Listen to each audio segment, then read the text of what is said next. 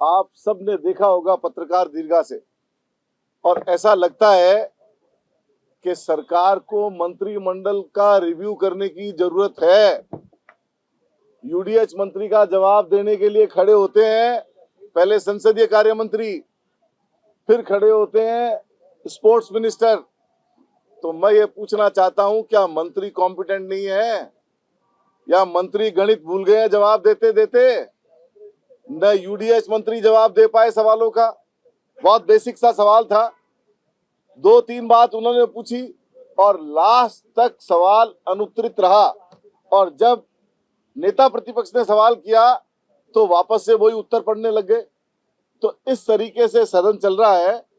और मैं मुख्यमंत्री जी को गुजारिश करना चाहूंगा कि आज का एपिसोड देखे, मंत्रियों की वर्किंग रिव्यू करे और जरूरत हो तो मंत्रिमंडल चेंज करे। कोई मंत्री जवाब नहीं दे पा रहा है। हम 1, 2, 3, 4 किसी की बात करेंगे, रेवेन्यू मिनिस्टर का भी वही हाल, जनजाति मिनिस्टर का भी वही हाल। कोई भी आदमी अपने सवाल का जवाब देने में सक्षम नहीं है। और पीएचडी मिनिस्टर से बात करी तो वो तो बात ही तीसरी करने लग गए। एक भी आदमी अपने सवाल का जवाब ठीक प्रकार से नहीं दे पा रहे हैं। जब उनको ये पता नहीं है कि होमलेस और आवास विहीन का कोई एक ही मतलब है, कोई डिफरेंट मतलब नहीं है, लेकिन उनको समझ नहीं आ रही है। और सवाल पूछने वालों ने एक सिंपल सी बात पूछी कि इसके अलॉटमेंट का क्या प्रोसीजर है और इसकी मीटिंग कब कब हुई। उसमें फिर वो पुराना आंसर पढ़ने लगे। न उनको मीटिंग का मालूम, न अलॉटमेंट के प्रोसेस का मालूम।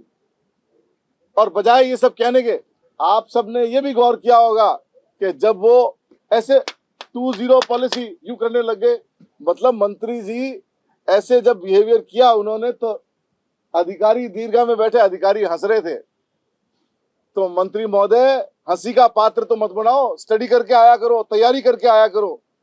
और जिस जुमले पे ये राज में आए, महिलाओं पे अत्याचार नहीं सहेगा राजस्थान, आज पूरे राजस्थान में महिलाओं पे अत्याचार हो रहा है। और आज पर्ची के माध्यम से मैंने भी बात उठाई। एक बच्ची ने सुसाइड अटेम्प्ट किया अजमेर में, और किस बात पे अजमेर किया कि अटेंडेंस कम कर दी गई और अटेंडेंस के वजह से एडमिशन एग्जाम में नहीं बैठने दे रहे। और ये बात, इसका नोटिस जब बच्ची को पता लगा तो उसने जहर खा लिया।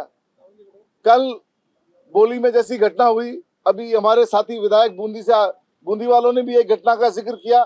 तो चारों तरफ महिलाओं पे अत्याचार हो रहा है, सरकार संज्ञान नहीं ले रही है। आप सबसे गुजारिश करता हूं मीडिया के साथियों से कि सरकार को क्वेश्चन पूछो कि क्वेश्चन आवर क्यों फेल हो रहा है, क्वेश्चन आवर की गरिमा क्यों खत्म की जा रही है। और जब सवाल करने वाले आपस में क्या बात करते हैं, या एक बात आपको बतानी बहुत जरूरी है कि सवाल कितने आएंगे, ज्यादा सवाल नहीं आ जाए, इसलिए आप क्वेश्चन पढ़ दो, आप आंसर पढ़ दो, और एक ही एक बात को 4 बार कह दो और मैं संतुष्ट हूं, और उसको भी पढ़ के कह दो।